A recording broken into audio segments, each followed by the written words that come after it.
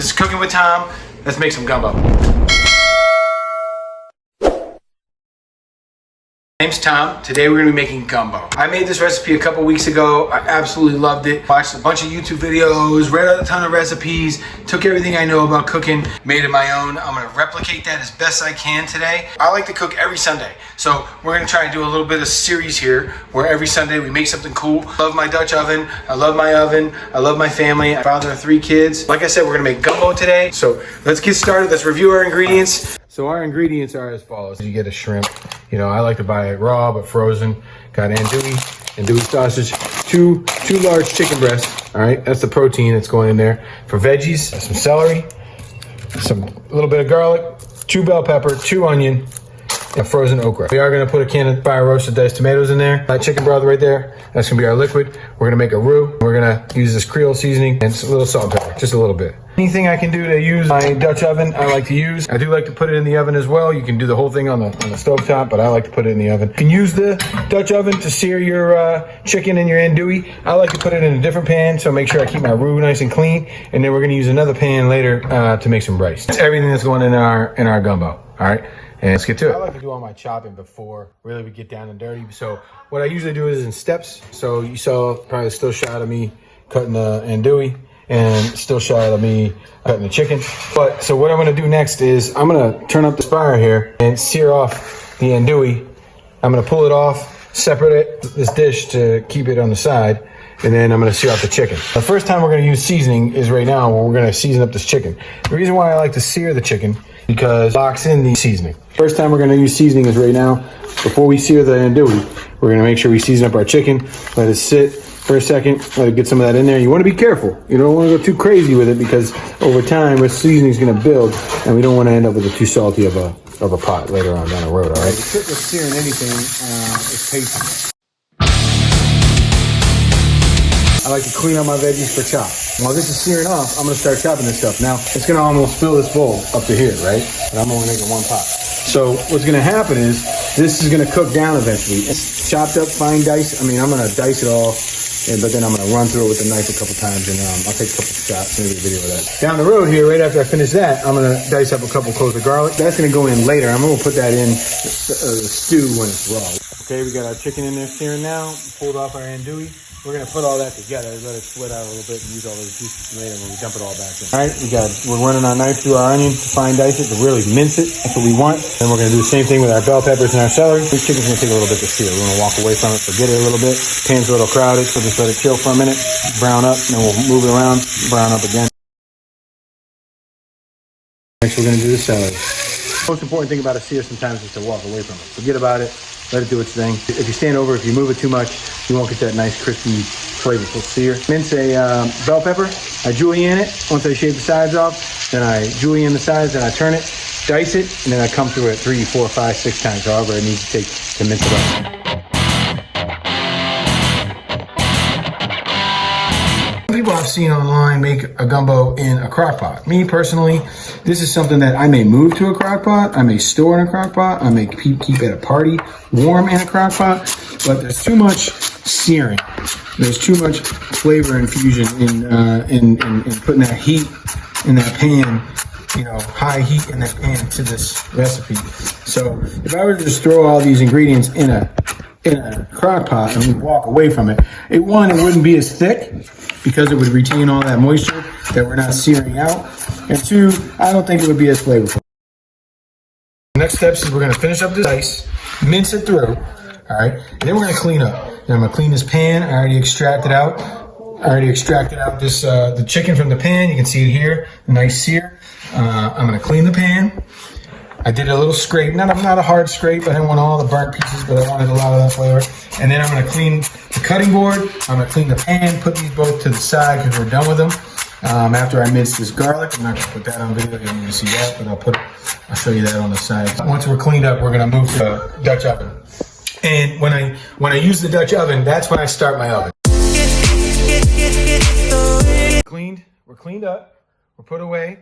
Our knives clean, our cutting board's clean, our pan's clean from before. This is my cameraman number 1, T-Bone, Colson, the tornado. He pop in every now and again for some comedy. And I got a 13-year-old daughter who is going to be my editor-in-chief. Editor, hi. Next steps, right, is where all the fun begins. We're gonna walk over, we're gonna start our oven. We're gonna put our oven at, let's see, upper oven on. I like it at convection. I like it at, we'll do 325 and we'll start. And then next what we're gonna do is probably one of the most critical steps in making this recipe and making any roux, which is one reason, making any gumbo, which is one reason why you can't really do it properly in a crock pot. So we're gonna make our roux. For this recipe, make a roux out of 3/4 cup of vegetable oil. I get it nice and hot. And I already measured out my 3/4 cup of all-purpose white flour, all right? Now, we will film throughout the roux process because a gumbo needs a nice dark brown roux, almost like a caramel. When it's done, and then we're going to add our veggies to that. As you can see, that's the trinity right there. That's the onion, bell pepper, and celery, and almost 8 cups of it all. Believe it or not, it's going to cook down. That's going to be a huge base of our moisture and our solid in there, and then the rest of our liquid's going to be made of that. We're going to add that diced tomatoes before we add the chicken stock. We're going to get it all mixed up nice. Then we're going to add our meats back to the pan. When we throw it in the oven, we're going to thaw our shrimp. Here we go.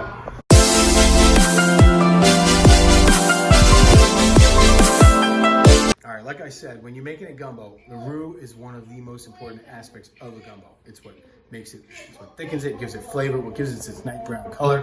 You know, a lot of people might bake their roux to bake off that flour. I definitely like to make it in the pan. I like to start with oil, hot oil. You saw the oil go in the pan. Now we're gonna add an equal amount of flour, all right? Now, the thing about making a good roux, you gotta motion it, you gotta move it. So, you know, can you get this pan in here and see what's going on in here? This flour is frying, okay? This flour is basically deep frying. And we're gonna mix it in together. You can really mess up a roux. You can burn a roux. You know, you can break a roux. You know, once it's going like this, this is how you want it to look. This is how you want it to be at this moment. But you can't really walk away from it. You might feel like you can, but you can burn a roux. And when you burn a roux, you gotta start over. That's why I like to start with a fresh pan. I don't like to sear in this pan because I don't like to add any burnt bits that might burn and cause your dish, especially in this instance, the gumbo, to have that burnt flavor. We just want a nice cooked out roux, give it the flavor that roux gives it and the thickening properties and brown. A lot of people don't know about a roux is that the lighter the roux, the more thickening power it has. So we're gonna cook out some of that thickening power. Like I said, the darker the roux, the less thickening power it gives it. That's why we're going to use those veggies, all those veggies to thicken it up, as you can see.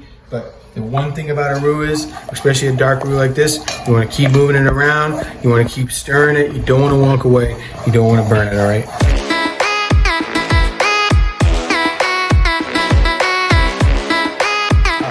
So our roux is almost there. The color is like really looking to transition. It's really starting to turn that brown color. Some people like a little bit more flour in their roux. It gives it a little bit more of a velvety look. If you use a little bit more oil, but you can see it start to smoke. We don't want it to burn.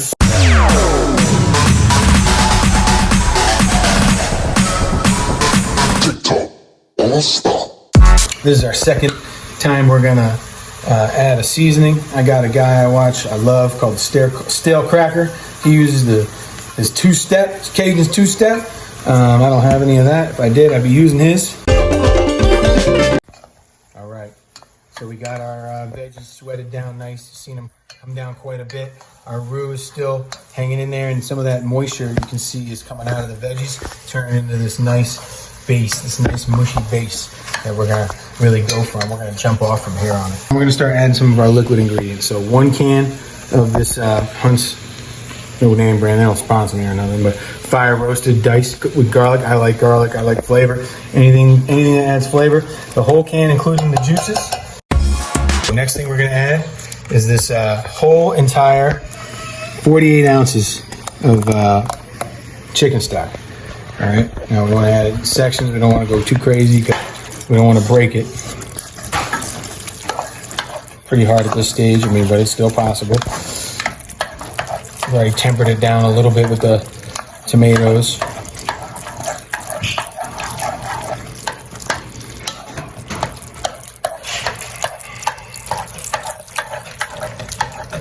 what's gonna happen, it's gonna look a little thick at first, which is okay, because these veggies gotta cook out a little bit. And they're gonna release a lot more of their moisture as they cook in the oven, okay?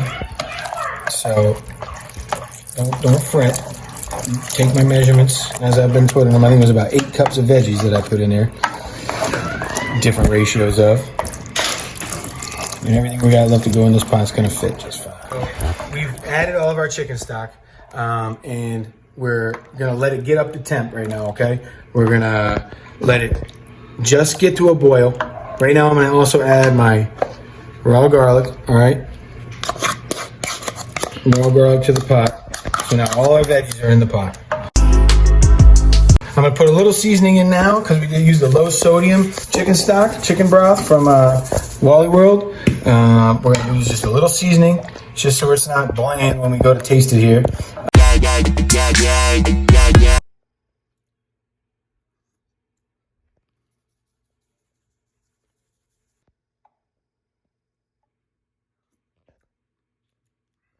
All right, so now we're gonna get this puppy in the oven.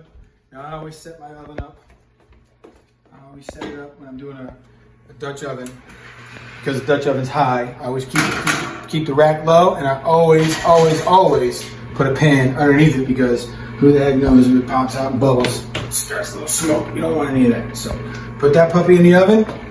Leave timer 45 minutes.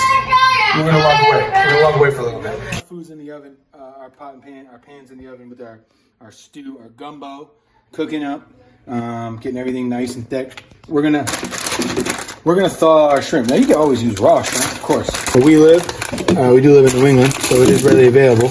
But we're gonna use raw frozen shrimp, and this is a 1 pound bag. And how do we want to do it? Well, there's no good reason keeping these, so let's just use the whole pound. Let's just use the whole bag. What I like to do, I like to run a little cold water. We're gonna add our okra later, frozen, but that's okay. We don't want it to overcook, all right?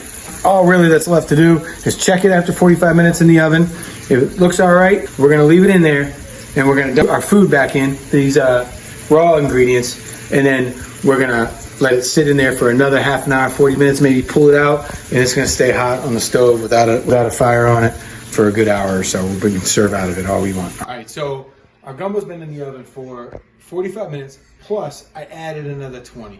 Because what I like to do, I like to see my whole thing bubbling. All right, so I like the gumbo to be bubbling when I look in it in the oven. So I'm gonna bring it over. I'm gonna bring it over to that counter here in a second, and I'm gonna show everybody. It should be bubbling all the way through. Here's what it looks like right now. All right, see it's bubbling all over. What we want to do right now, all right, it's kind of a critical step. I didn't talk about earlier, but what we want to do right now is we want to skim off some of that fat. All right, so we don't want our gumbo to be full of fat unnecessarily. So we want to get some of this fat off the side here, and you can see that just pouring down in there. We want to get rid of that. We don't need that.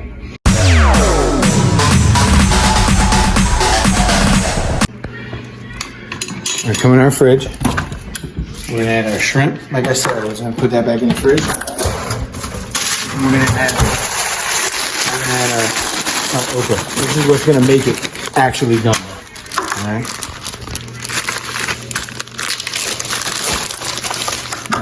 I told you we're not gonna season the shrimp. All right, we got enough seasoning in here for right now at the moment. So we're gonna add this shrimp in. It's gonna cook in the oven. Don't worry. And we're just gonna add about 3/4 of this bag. I'm gonna put it back in the oven. We're gonna put it back in the oven, and we're gonna let it go. We're gonna go for at least another 45 minutes. So basically, our pan has been in the oven for just about 2 hours at this point. All right. I did end up putting the lid on at the very end, trying to get it some bubbly action. Let's see what we got going on here. Always use it. Oh yeah, now we're gravy. It's bubbling everywhere. We're good to go. We're good to pull this out of the oven now. I'm gonna put this lid back on. I'm gonna pull her out of the oven. Hold on one second. Pull her out of the oven. We can shut our oven completely. We're done with that. I'm gonna pull it over here. Now this pan is as hot as it can be. There's lava on this pot. And at this point right now, our gumbo is done. It's a little loose right now because it's so hot and boily. Okay, so a roux will not activate until it boils again after you make the roux. So now the whole pot is boiled. We're gonna let it cool down a little bit. We want it to cool because we want it to thicken up, and it's gonna thicken as it cools. Think of lava, same deal. As it cools, right? It turns to stone. So it's gonna thicken up. We're gonna let this thicken up. We got our andouille and our chicken. We got our shrimp and our okra all in there. I'm probably gonna give it a little taste just to make sure we're all seasoned right. I think we're probably gonna be good to go though. And then we're gonna put this on a plate. See you in a second. All right, moment of truth. We're gonna plate this up. We're gonna put this gumbo to test in somebody's belly. All right, so I always make my rice. I made 2 cups of raw rice today, which meant I used 4 cups of water. I always add a tablespoon of butter per cup of water when I make rice. We got our gumbo here. We got our beautiful gumbo. All of our ingredients is cooled down a little bit so it's nice and thick. There we go. Got our shrimp, got our andouille, got our okra, got our smoked tomatoes, roasted, fire roasted. We got everything we wanted.